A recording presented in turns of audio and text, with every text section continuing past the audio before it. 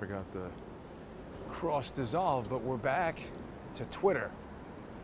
Actually, not Twitter. 249, but it's not Twitter anymore. X Twitter. XX, it's not X Twitter. No X here anymore. Nothing to do with Twitter, as far as I know. Lion now. Speaking of lion, I don't know what money. Anybody heard of that before? Yeah, no Twitter anymore. I mean, I've been trying to tell people about this for 3 years, maybe. Something like that. Although, I mean, you know, not trying to convince anybody of anything. I'm just, you know, sharing evidence that I see and let people form their own conclusions. This is all new. This wasn't here when I got attacked. This is where I was sitting. I think this standpipe, right? Isn't that it? Yeah, this was it. Sitting right here. Elon Musk's security guard was parked there with a Tesla, and I was looking down that way, and these assailants came at me. This whole area has been changed around a bit since then.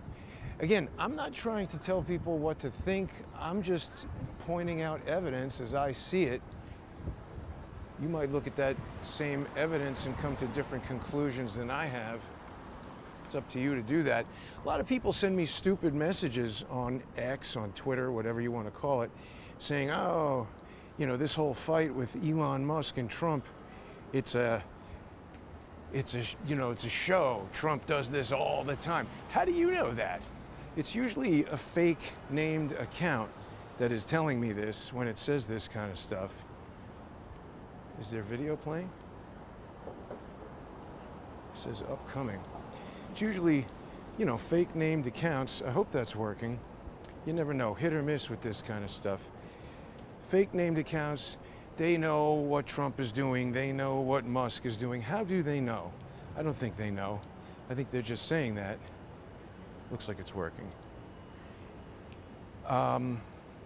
That's a guess. These are people just sort of hold their finger up to the wind and make a friggin' guess. I hate that. That's a stupid way to do anything. I'm not going to do that. I'm going to share information with people. And like I said, you can come to your own conclusion. You might disagree with mine. People who enjoy these walk-arounds, I know everybody misses Charles. I miss Charles. It was nice on Sundays, particularly during the summertime, be able to walk around, look at the city as it's getting destroyed. That part wasn't nice, but at least keeps us in the loop as far as what's happening. People who enjoy these videos and this commentary can sponsor the show. Follow me on X at JG_CSTT, and you can subscribe on there. You can also sponsor the show on crowdsourcethetruth.substack.com. Oh yeah, and so I've taken Odyssey off of here because a lot of people are having difficulty with their cryptocurrency system. You can still subscribe to Odyssey. It's totally free, and it's still the largest repository of crowdsource the truth videos on the internet. For the next week or a couple days, people who had been subscribed on there are still getting the show for free to sponsor exclusive shows. I hope those people will sponsor the show on paypal.me/crowdsourcethetruth. And thank you to the very generous sponsor. Somebody sent a sponsorship payment on paypal.me. It's really great. It's important, you know. I've been doing all the counter lawfare work and going around, traveling around to court to fight with Nina. She's such a bitch. She'll probably try to tell the judge, oh, he's calling me a bitch. I need a restraining order, mean words. He's saying mean things, and maybe the judge thinks I crossed the line. Nina has got a whole lot of legal motions coming at her. We'll see what she does. It's really mostly geared towards the judge. I'm trying to unravel these unconstitutional things that have been done to me, specifically retroactively vacate this unconstitutional order, because it still implicates my First Amendment rights and my ability to say certain things and share certain things. They want me to remove a rather large amount of content from the internet, most of which has absolutely nothing to do with Nina, and I don't really think she has a right to do that. We're going to see. If you're interested in the First Amendment and supporting that and your rights in court, consider sponsoring the show. But let's talk about Twitter, let's talk about X, let's talk about Elon Musk, and what the hell is going on. A lot of people are pissed off that he started this America party. I mean, I guess in concept, the idea of multiple viable political parties is good. I mean, I'm not a polling expert or a political expert. I think a lot of people have issues with that. Charles would probably tell us that the founding fathers, they didn't like the idea of political parties. They said that factions would form. That does seem to be what's happened. So maybe more is worse. I don't know. Maybe we want fewer rather than more, or none. I don't know. Definitely seems like manipulation goes on, but I don't know. I got this stupid message from somebody on X saying, oh, this is a show. You know, Steve Bannon saying this guy's going to jail, that guy's going to jail, it's all a show. I don't think that person knows. How do they know? How would they know? So I started thinking about this. Looks like the failover system is kicking in there. The other day, it told me it saved 137 stream failures. It's really working well now. I've got it dialed in. There have been a few upgrades to the underlying software. Better not say too much or it'll crap out on me here, but hopefully it's working well. So I wanted to take a look at a couple of things because, see, it's my opinion that Elon Musk, he's kind of like a Trojan horse who's been laying in wait maybe this whole entire time. I mean, like I said, I've been saying this for 2-3 years. I first started thinking that when I went over there to Twitter, X-Twitter, formerly, the X formerly known as Twitter. When I went over there, I was there to tell him, hey, the FBI is controlling this piece of shit. Maybe you want to know that before you spend, what was it, 54 billion or whatever the ridiculous amount. Because also, remember, what was he talking about? He said, oh, he needs to do this. He doesn't care about the money. He needs to do this to bring back freedom of speech. It's a good sales pitch, I'll tell you that, right? A lot of people like that. He restored my account, restored Alex Jones, Laura Loomer, lots of people who had been kicked off. Hey, the Stonehenge Garden. Do they have a Stonehenge in there? Mini Stonehenge? Oh, I should go back to Madison Square Park. They don't have a mini Stonehenge there. Oh, look, we have some slowness. I got to get off of this street. We've got terrible internet on this street, it looks like. Kick in there, the failover system. Come on now. I see it catching up like crazy. People are going to say, buffering. Sorry, everybody. Let's see if it picks up. Huh, that was interesting, because see, I'm still not getting a picture over here on YouTube. Interesting, we got real crappy signal today, perhaps. Okay, well, anyway, he was talking about freedom of speech. He wanted to restore freedom of speech. And there was all this whole dust up with the advertisers, and you need to reconfigure it to have people pay to use it. It's up to, you can pay a lot for a subscription on Twitter. You know, I've got the articles that I can publish and long form video and all that stuff. Occasionally there are idiots who are like, oh, you're paying for Twitter? Boy, it looks like we're getting really crappy signal today. Why is that happening?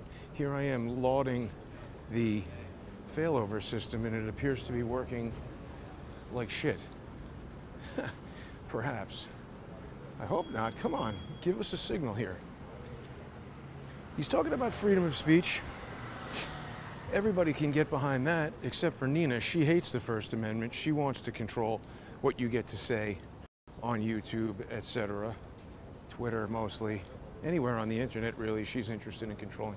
Wow, it's such terrible signal today. Let's keep walking. Maybe we'll get to another better cell zone. I can't look at anything here on YouTube at all. Interesting. So was that real, or was that a sales pitch? Was that like, 2014, hey, full self-driving, it's coming any minute. He likes to say things and overpromise certain things, it seems. And I don't know. See, the thing that was interesting to me is that people will remember I got all jammed up in this lawsuit with the Emmys. That came about from a Twitter executive who now is in charge of the Emmys. That's Adam Sharp. But when Elon Musk was looking to buy Twitter, he tangled with Al-Walid. Oh, this is the first thing I want to tell everybody out. The United States secretly created a Cuban Twitter, right.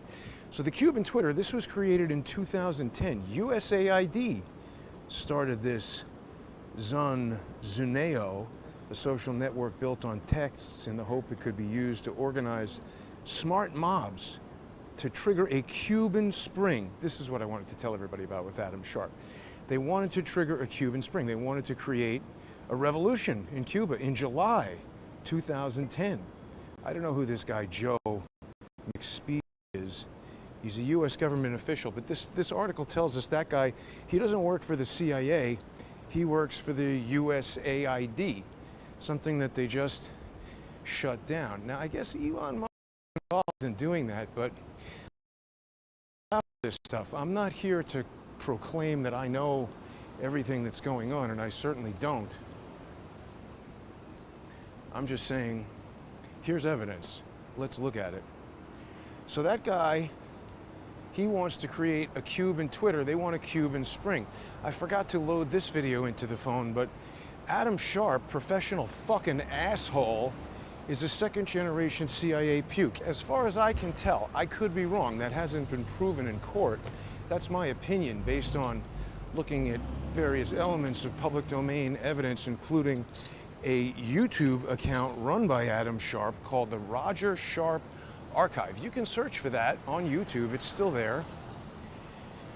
And it's videos curated by Adam Sharp about his dead father, who appears to have worked for the CIA. It's videos of him in 1950 in Florida, hanging out with a bunch of Cuban nationals, talking about whatever the hell they're doing. There's also videos of his father, Adam Sharp's father, Roger, hanging out in the Dallas police station on November 22nd, 1963. That could be a coincidence. I don't know. He's the only guy running a remote video feed there. You know, it was pretty rare back in those days. The satellite that enabled that kind of live video broadcast, the Telstar satellite, I think that only went into space in May of 1963. So this kind of live televised video broadcast, it was a new phenomenon. You can even see in the video, it's so foreign to the average person on the street in Dallas in 1963. The cops are having conversations, getting right in the way of where the video broadcast is happening, because they just don't understand what that is. They see a camera, maybe they've never seen a television camera before.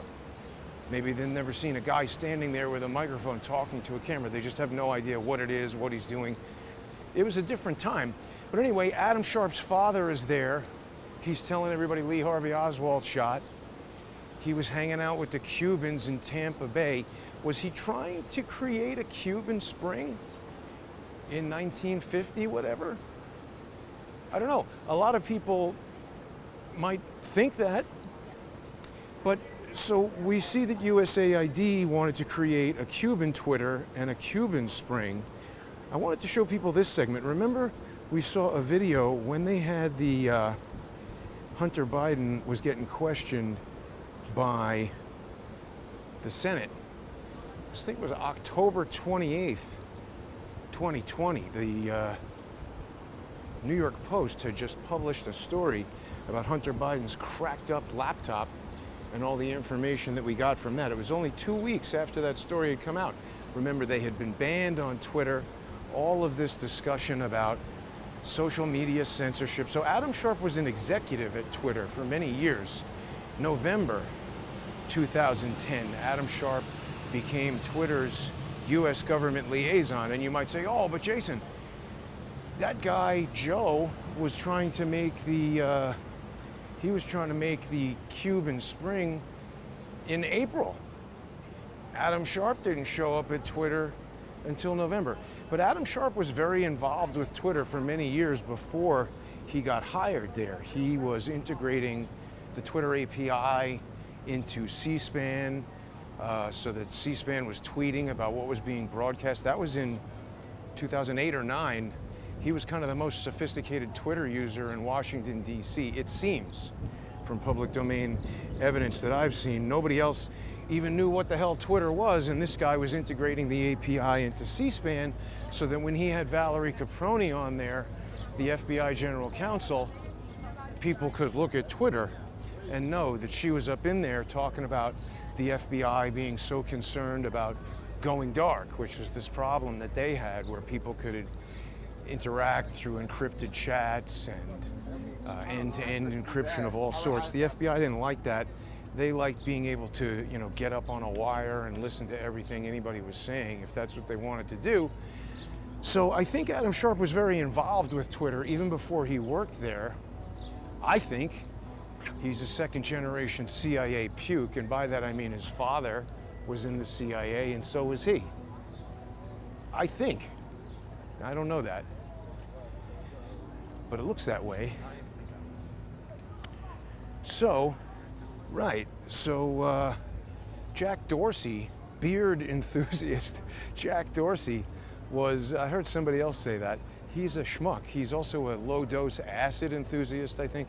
But Jack Dorsey was getting questioned by the Senate, and this was critical days before the election. This was like roller derby, and they're right up to the minute, they're throwing elbows, getting real worried that Trump might win. And that would have been a disaster for them. I think they had all kinds of cheating, in my opinion. I guess we're allowed to say that now. So this guy's now saying things that could get me banned. See, that's the thing. Third parties say things and I'm gonna get penalized for that. That's part of the reason why people should become sponsors in some of these alternate platforms. This is just life here in New York City. I'm documenting it, and that's interesting to some people.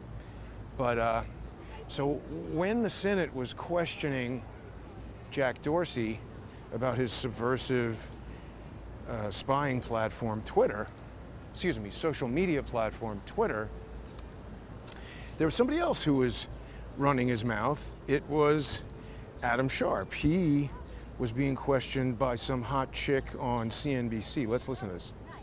Well, certainly these platforms are built on engagement. The core driver is what gets you to click that like button, to click that share button. And for years, the algorithms, all these platforms have been optimized for exactly that. And that optimization is exactly what the spreads of mis and disinformation are counting on. But as I said before, it is impossible to divorce these dynamics from each other. It's impossible to say, I want to make sure that all the dynamics are there so that positive content can spread and go viral, and you can have an Arab Spring, a Black Lives Matter, all these movements that foment beautifully on the platforms. But I want to make sure that content that I might not approve of. He wants to make sure that content he doesn't approve of, I don't know why the sound stopped. He wants to make sure content he doesn't approve of gets stopped in its tracks. Anyway, yeah, Abraham Lincoln. So he likes the Arab Spring and Black Lives Matter. That foments beautifully on the platform. Almost sounds like he's speaking like somebody who designed those programs. Wow, let's create an Arab Spring with Twitter. Let's create. Wow, look at that buffering. I just don't understand what's going on here. It should be a strong signal. Very bad. Why is it doing that? You're just gonna have to live with that, unfortunately. So he's speaking like somebody who has created that damn thing. He wants content that he approves of. Just listen to the language that he's using there. I kind of can't believe it. Adam Sharp is a disgusting guy, in my opinion. Let's see how the live video is doing on Twitter. Looks better. Maybe no. It's still buffering like crazy. Why does it always do this to me? I go to all this trouble and expense to make these videos work well, and then I get all this damn buffering. So he's telling CNBC, and then of course we know what happened. You know, Trump lost. I think they cheated. And then we had a disastrous 4 years of Joe Biden creating that war in Ukraine. How many people died from that? Nina was involved in the media in Ukraine prior to the war. She gets very upset when I talk about that in court. And look at the lengths they've gone to prevent me from talking about Nina. It's going to be interesting to see what they do now that this restraining order has been lifted and I'm allowed to tell people that it's my opinion that she was involved in spreading propaganda that led to a war that killed hundreds of thousands. How can that vile human being live with herself? Nina Jankowicz, such a horrible person, in my opinion. This is my opinion. No one should act on anything that I'm saying. Definitely don't contact her. Definitely don't do anything to her. Don't threaten her. You'll get jammed up like I did. But this is weird. It almost seems like it's the connection between this phone. Let me see if I can do something to resolve this. Stand by for a moment, everybody, and maybe we can relieve this issue. What if we disconnect this? Let's make sure that we're not in low data mode. We're not. I don't understand what the problem is. That's very strange. Maybe just reconnecting it will help? We'll try. Is that any better? Maybe that's better. So, Adam Sharp, he loves the Arab Spring. He wants to be able to censor platforms. Who else wants to censor social media platforms? Oh yeah, Nina. Now wait a minute, was GameStop always there? GameStonk? I don't know. But back to Twitter. You know, there's a lot of things that sometimes don't sit right with me, like these anomalous elements of evidence. A lot of people say, no, I like all the other evidence. Don't worry about that. I don't care that the police death photo, the crime scene photo in the hotel where Peter Smith died had 2 helium tanks in there. I don't care about that. He's dead. But we've got a video that shows him purchasing only 1 helium tank. To me, that's an extremely anomalous piece of evidence that's got to be explained if we want to understand what the hell is going on there, because obviously, where did the second helium tank come from? No, it doesn't seem to have fixed it. How do we have 2 helium tanks if there's only a video of him buying 1 and Walmart only had 1 in stock? So why is Elon Musk buying Twitter? Remember, when he wanted to buy it, there was this whole dust-up where this also really reprehensible guy, Al-Walid bin Talal, he didn't want him to buy it. Do people remember that? Saudi prince, Al-Walid. He rejected Elon Musk's Twitter takeover bid in a tweet, saying, oh no, Elon Musk can't have it. This was April 2022. It was going on for quite a while that Elon Musk wanted to buy Twitter. And he said that this 54 million or whatever, $54 per share, 44 billion, that it was, it didn't come close to the intrinsic value, the inherent value. What inherent value? What the hell was he talking about? Not the inherent stock value. I don't think that was it, because I remember I was talking to Charles about this when it was happening, and Charles said he thought it was crazy, that he thought that Twitter never earned money. I mean, you gotta remember, it's good to ask people advice and keep in mind that they're giving you advice through the context of what they know. Like if you ask Charles for advice about what kind of car to buy, I did that actually, or I didn't actually ask him advice, I just told him I was gonna buy a car, and he said, don't buy a new car, buy a used car, because they depreciate so much in the first, 12 months or whatever. And I said, yeah, I know about that. However, the car I wanted was a hybrid mini SUV, and it was the first year they made it, so there were no used cars available. And I also found the price to be impossibly low at the time. And so I bought that car on a loan, and the following year, the price went up 50%. I can't explain that. But I think Charles would agree with you that I made a very good decision based on the fact that I know a lot more about the technology of cars than Charles does and what I wanted to do with the car. I knew I wasn't going to use this car for driving around New York City or going from my house to my office and local restaurants around town. A lot of people have electric cars with maybe a 200-mile range and they think that's fantastic. For me, that wouldn't work at all. I wanted to do long road trips with the car, use it as a replacement for air travel. And I knew I was going to be driving long distances. I didn't want to wait at a charging station for hours. I wanted to be able to gas it up and go another 500 miles. And so anyway, the point is, whenever you ask somebody advice, they're giving you that advice through the lens of what they know. And so Charles was evaluating Twitter at the time just as a pure investment. And I mean, you know, he's looking at comparable things, Facebook, Instagram, other social media platforms, and how much money they made and what their stock was trading for and what these things were worth compared to traditional type of companies. So I don't think that's what Al-Walid is talking about when he's talking about the share price and the inherent value. I think Al-Walid has some other plans for Twitter that are perhaps more aligned with Adam Sharp's plans. He likes Arab Spring and he likes Black Lives Matter and things that foment coup d'etats and various disruptions in various countries. I think that's the impression I get. Oh, wow. Look at this. Corvette. Now, is this a Z06? Various countries. I think that's the impression I get. Oh, wow. Look at this. Vosin. I don't know, it looks like it's been modified or something. Anyway. But so the really weird thing is, because I remember monitoring this quite closely, I'm pretty interested in Al-Walid bin Talal. He's been a figure in the media for a long, long time. I never heard about him before 9/11. That's when I became interested in him, because he had a lot of dumb shit to say about 9/11. Remember, he gave Rudy Giuliani like a check for $10 million or $1 million or something like that, and Giuliani famously ripped it up or refused. Walid, were you surprised Giuliani did this letter?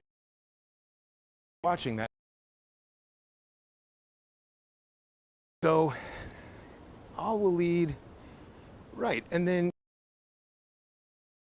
after Al-Walid said, no, we're going to do this poison pill thing, you can't have Twitter, Elon Musk, he then, within 3 weeks, he reversed course on Twitter and said Elon Musk is his new friend. I found that weird. This was just May 5th, maybe like 3 weeks later. Within 3 weeks, he reversed course on Twitter and said Elon Musk is his new friend. I found that weird. This was just May 5th, maybe like 3 weeks later. This is Bloomberg, new friend, Elon Musk. So he said weeks for Prince Al-Walid bin Talal Al Saud to flip. And he says, it's great to connect with you, my new friend. I remember seeing that and thinking, boy, that is a really stark contrast. That's quite weird. Why is Al-Walid, why am I frozen there? See, there's something wrong here with my connection from camera on stick to phone. This is so disappointing. Everything else is working quite well. Can we get this to cooperate, do we think?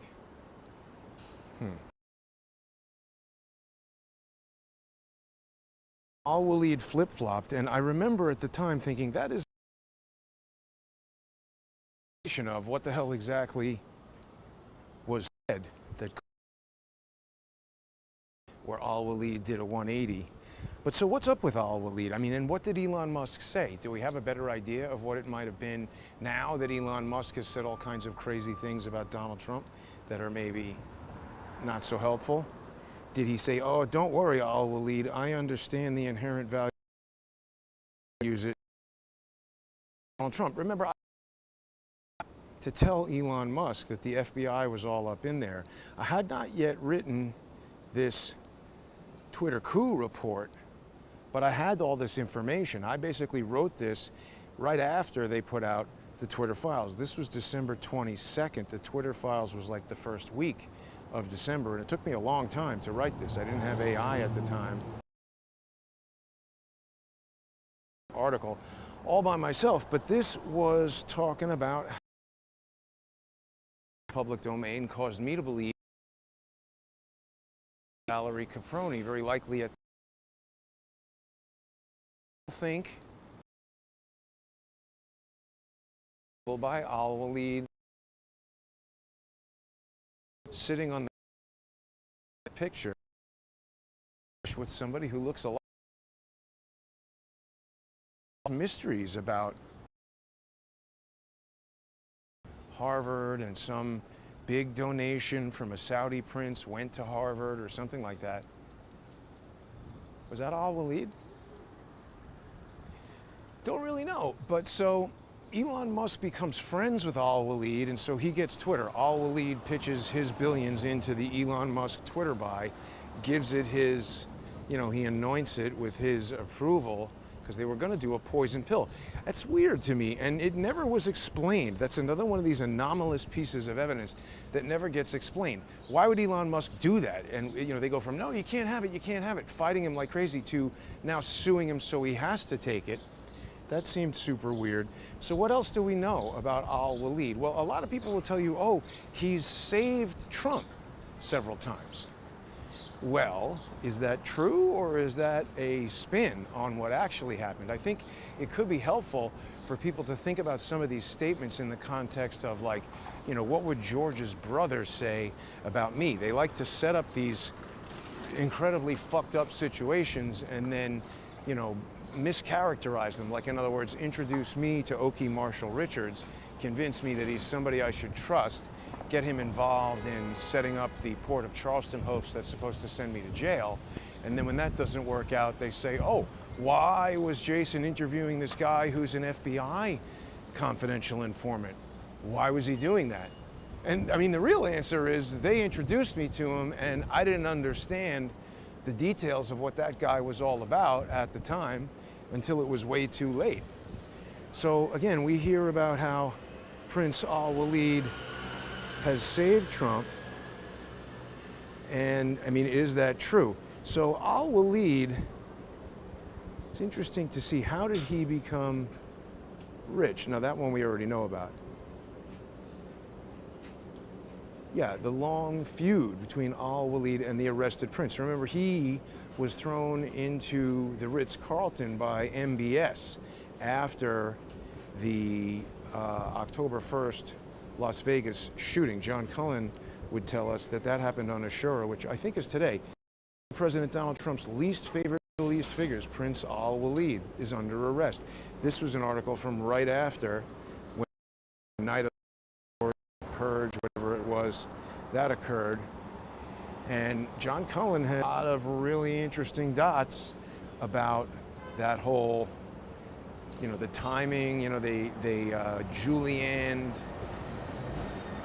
Jamal Khashoggi, just basically 1 year to the hour inside the Saudi embassy, after 1 year after the Las Vegas shooting. I mean, isn't that sending a message? Seems like it. And Jamal Khashoggi worked for Al-Walid bin Talal. They were trying to create some, Arab CNN kind of thing, news network, media empire. Al-Walid recognizes the power of media. Maybe that's why he invested in Twitter. If you can control the media, maybe you can control what people think. That's what Nino wants to do. That's what Adam Sharp wants to do. I'm not doing that. I'm just telling you this stuff. You can make up your own mind. Here's another C8.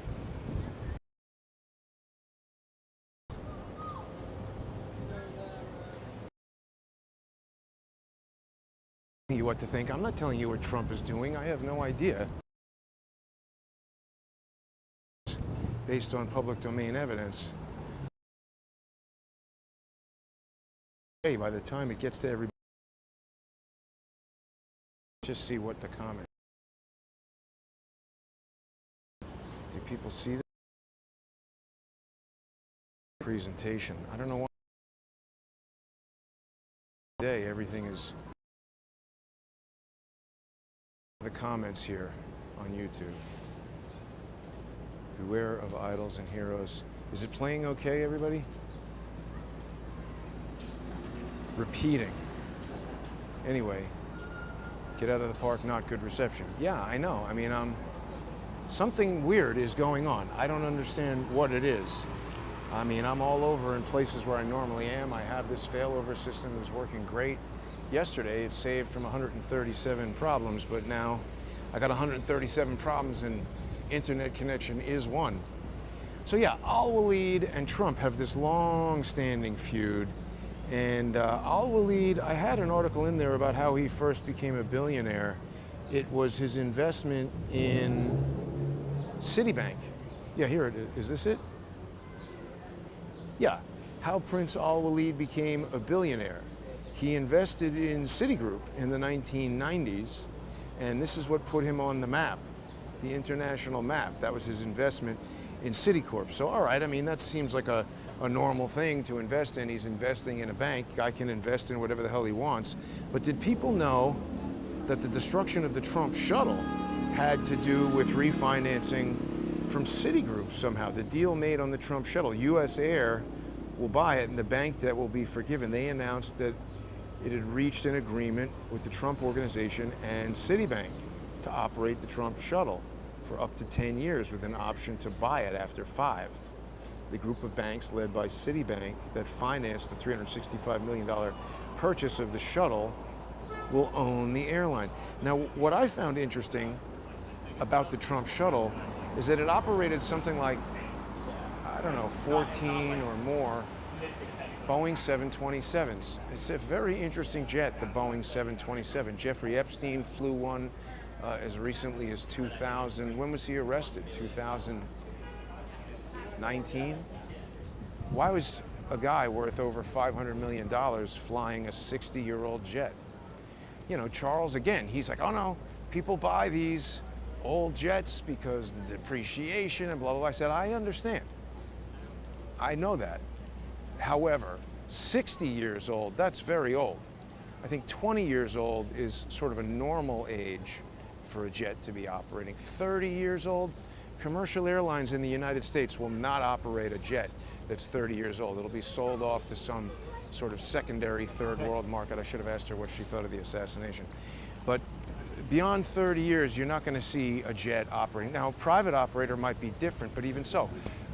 And beyond the age, the 727 is like the rarest Boeing model. It was discontinued a long time ago, finding parts for it, finding competent mechanics for it, pilots who are rated to fly it. Why would you do that? You can buy 737s all day and night. That's the most common Boeing jet. The key difference being the 727 has that rear door that you can open in flight and drop stuff out. Dead people, JDAM, bombs, big giant bags of cocaine. I don't know, drop whatever you want out if it's your 727. I don't have one. Trump shuttle had like 15 of them. Where'd they go? I don't know. But Google around on the 727, you'll see there's a real weird history with that jet. And I don't know, Al-Walid, there he is with the Citigroup screwing up the Trump shuttle. The other thing is, Al-Walid, they say, oh, he saved him many times. Saudi prince helped save Trump from bankruptcy twice. I don't think that's it. I think he tried to cause the Trump bankruptcy twice. That's my opinion. This is the Trump princess. Now it's like KR5 or something owned by Al-Walid. But Al-Walid also bought the Plaza Hotel from Trump. That's what this article is talking about, saying that that saved him from bankruptcy or something like that. In 1995, Trump was in deep trouble. People can look up these articles. But this is telling us that, you know, Al-Walid was trying to help Trump. That's what George would tell you he was doing to me. He helped build Crowdsource the Truth. I owe him money. I'd be nowhere without him. That's what he would tell you. That's not true. He was set upon me to try to destroy Crowdsource the Truth when it was brand new, try to get me put in jail, and to make me the poster child for censorship on the internet. That's my opinion. based on the public domain evidence that I've seen. A lot of it is very detailed, and maybe some people haven't seen it or haven't seen it in the detail that I have. It's still public, you know, court documents and things like that, things that he's done in Michigan, weird things that normal people wouldn't do, filing forged documents in court. That's a felony. Why would you do that unless you were granted the authority to commit otherwise illegal activity by the FBI? We know that the Director General of the Department of, what is it, not the Director General, you know, the guy who writes those reports, what was Horowitz's role there? Inspector General.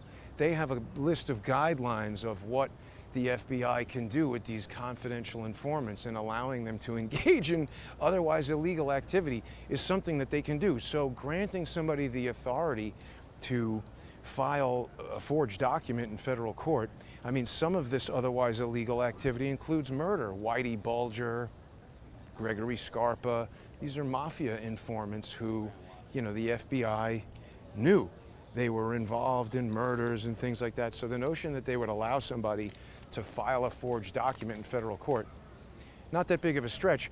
And also, by the way, you know, George's brother has been suing me repeatedly over the past 8 years, something like 20 plus times. I've had so many motions in court now to try to get him enjoined from doing that. Motions under FRCP Rule 11, which is supposed to prevent people from, you know, suing people just to harass them. It's a pretty standard type of motion to file. I'm not an attorney. Nothing I'm saying is legal advice. I'm just telling people about historical facts and things that I've done. If you are a lawyer, you'll understand. Somebody sues me 20 times in 8 years, and I'm filing Rule 11 motions saying, hey, this guy's already sued me for this and it's been dismissed. This guy is suing me just to harass me. He's entering false documents, false statements. That's the type of thing that normally a judge would sanction a person for, send them a warning and say, hey, this is a court order, like what Nina got the judge to do to me, saying if you continue to do X, Y, and Z, you'll be in violation of this order, and that'll be contempt of court, and then we'll have a contempt hearing, and if it rises to criminal contempt, you could go to jail for that kind of stuff. Who would do that? Who would do that, apart from somebody who's been instructed to do it and granted the authority by the FBI to engage in otherwise illegal activity? So there we go. Trump, al-Walid, they've got this ongoing feud. Al-Walid, he also owns the Trump Princess, the yacht. No, we got this already. Here's the one I wanted to show everybody. The yacht crashed recently. Saudi Princess super yacht, once owned by Trump, and featured in a Bond movie. Isn't that interesting? I don't know that I remembered that detail, featured in the Bond movie. The other thing I didn't know until I saw this morning is that the yacht supposedly has a hospital on board. So what is this yacht? By the way, this yacht was owned by Adnan Khashoggi, Jamal Khashoggi's uncle, I believe. So there's some kind of relationship between the Khashoggis, Trump, al-Walid, this friggin' yacht. What is that? And again, see, the yacht is anomalous to me because just like, why would Jeffrey Epstein want a 60-year-old 727? It's not just that it's old and difficult to service. It's so outdated. It didn't have the kind of digital avionics that a modern plane had. It was difficult to upgrade to that because it was a kind of a rare model compared to a 737. The engines that it used were kind of inefficient and noisy. You had to have all kinds of upgrades to get it to even comply with noise requirements of certain airports. Like, why would you continue to maintain this type of jet? There's very few 727s still in operation today, and it was really not that long ago that Jeffrey Epstein was flying this damn plane. And I find some of that to match the anomalous nature of, you know, why would al-Walid, one of the richest dudes in this old yacht that's been thrice owned, wouldn't he be the type of guy to be getting a custom built, like Jeff Bezos type yacht made? Why does he want the old yacht? Is there something on there that Jamal Khashoggi? We know there's a hospital. It's in the James Bond movie. Why? Is it because somebody knows that this thing can launch secret torpedoes or countermeasures against torpedoes, or maybe it's got some technology on it that's unique to the yacht that would be difficult to recreate. I don't know. This is speculation. I don't know of the very bizarre ownership. Back to Elon Musk. He is there saying, oh, I'm going to help Trump. And remember how that came about. I found this very suspicious as well. Trump is there in Butler, Pennsylvania. Oh, we're days away, 1 week away from today, from the 1-year anniversary of the Butler, PA assassination attempt. That's quite interesting, isn't it? Why are they hassling this person? You got people riding bikes and doing drugs all over the place, and they're bothering this person? That's all it is. And when I talk to her about it, don't talk about my family. That's okay. She charges me. But why? I don't know what's going on there. But immediately after Trump is shot, survives, Elon Musk said, oh, I 100% support Trump. I don't know, it just struck me as weird. Now look, that's insufficient evidence to come to the conclusion that what if Elon Musk was part of a plan to assassinate Trump, and as soon as it failed, he immediately went into an improvised plan B, or maybe it was a pre-planned plan B. I'm not saying that's what happened, I'm just saying it was a little bit weird the way Elon Musk reacted, in my opinion. Immediately supported Trump, and then he became so supportive of Trump. You know, he said some things that were arguably a little bit over the top, that he loves Trump as much as a man can love another man and stuff like that. Oh yeah, and remember that time when Elon Musk was in the White House and his little son X was talking to Trump? Let's listen to that. Significant part of the presidency is to restore democracy. This may seem like, well, are we in a democracy? Well, if you don't have a feedback loop, okay, X, we would have to, if you sorry. So, tell you, gravitas can be difficult sometimes. See, what did he say to him? Did he say, you're not even the president, you need to go away, something like that? I mean, that's kind of a complex thought for a 4-year-old kid to come up with, is that? Even the president, you need to go away, something like that? I mean, that's kind of a complex thought for a 4-year-old kid to come up with, is that? Are 4-year-old kids formulating those kind of ideas, you think? Or is that something that he heard somebody say and he's repeating it? I found it was interesting because Elon Musk says, oh, gravitas is whatever he said, and he mimicking see monkey do, right? Whatever daddy is doing, he's trying to do. So did X overhear some conversation where Elon Musk is saying, look, this guy's not even really in charge, he's got to go, and X is repeating some version of that? I don't know. That's speculation. But it was weird, right? I don't think we saw X in the Oval Office after that. What do people think of all this? How are the, let's see what the comments say. Jets are very safe. Well, but Joe, I'm not saying the jet is unsafe. I'm saying it's old and expensive to maintain and inefficient compared to a newer jet. You're going to fly it around the world to Africa. It's got less range.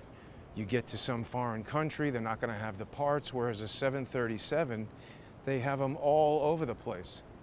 You know, it just seems strange to me.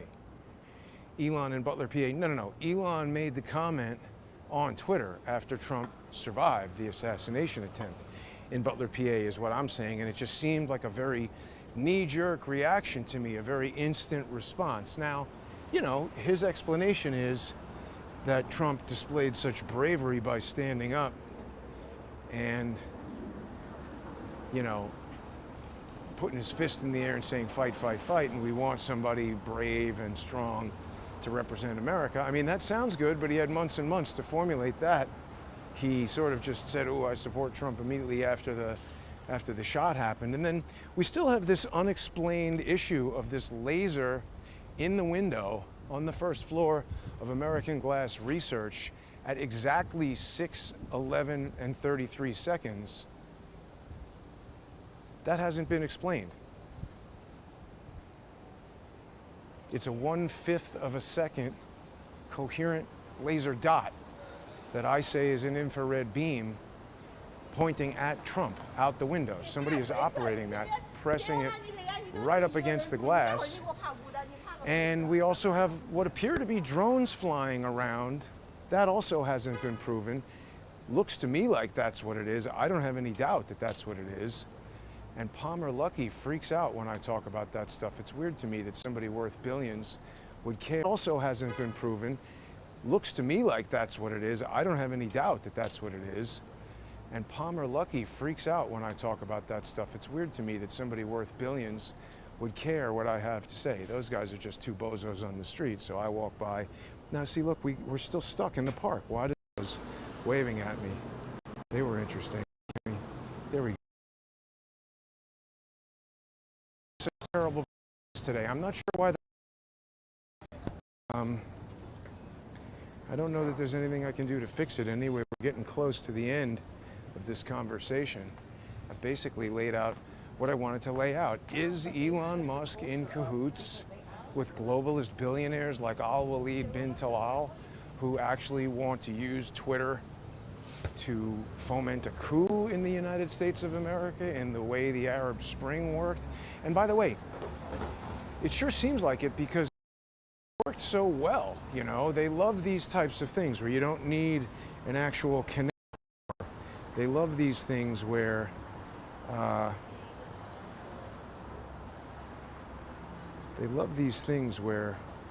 see, low latency. That's got Wi-Fi. Does that apply? Update to this thing. I don't know if that'll work, but that had to be it. Low latency was the problem. We want Wi-Fi. I don't think I can change it while I'm already going. All right, well, how did that get switched? I didn't voluntarily switch that. Here's a Tesla right now. Is that Elon Musk?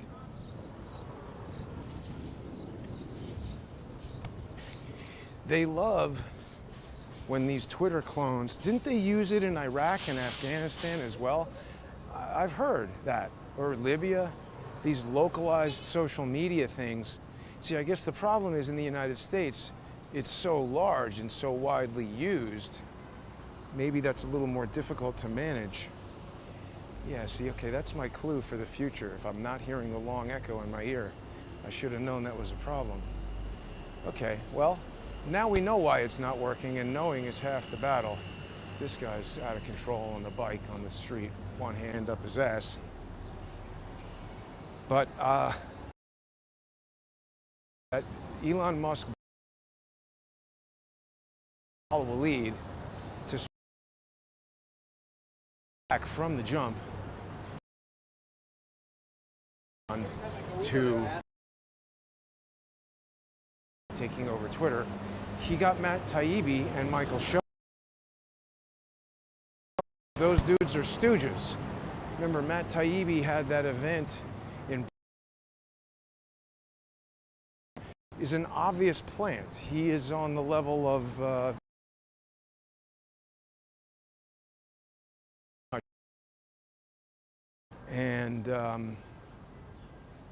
Matt Taibbi and Michael Schellenberger have avoided information from the Twitter coup, which is right up the alley of what they were doing. And also Mike Benn. When I was outside Madison,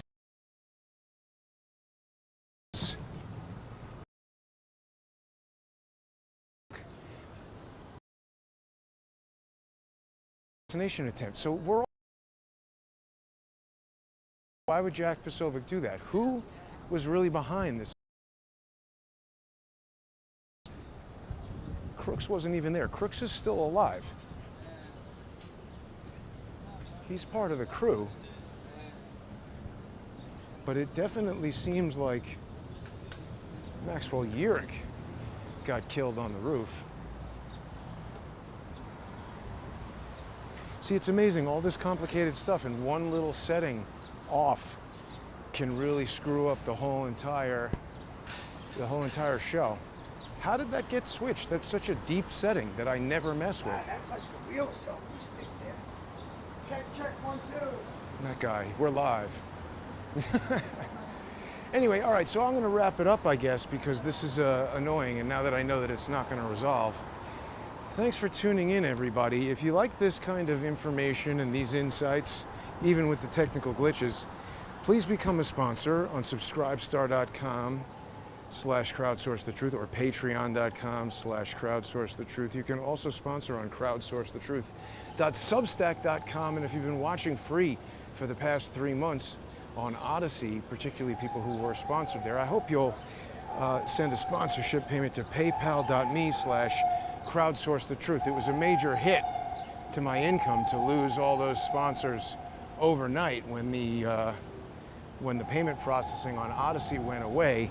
They're using cryptocurrency now, so if you want to get into that, you can do that. You can also follow me on X at JG_CSTT. Subscribe on there. You can access the sponsor exclusive shows like that. Thanks again. I hope everybody's having a great 4th of July weekend. I don't trust Elon Musk. Oh yeah, by the way, Goodman versus the City of New York, the lawsuit that he's avoided, where his people, see, this ties to this as well.